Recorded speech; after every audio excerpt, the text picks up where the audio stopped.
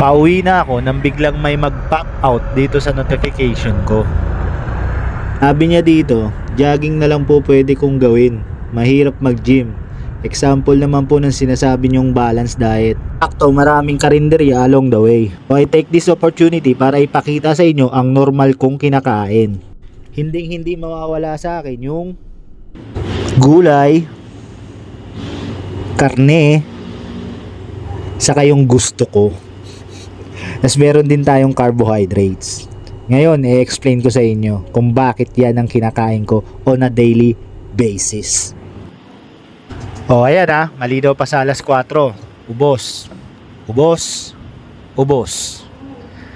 Ngayon, uwi tayo. I-explain ko sa inyo isa-isa. Okay. Ngayon, i-breakdown ko sa inyo yung pinakasimpleng paraan kung paano nyo maiintindihan yung tinatawag nating balance.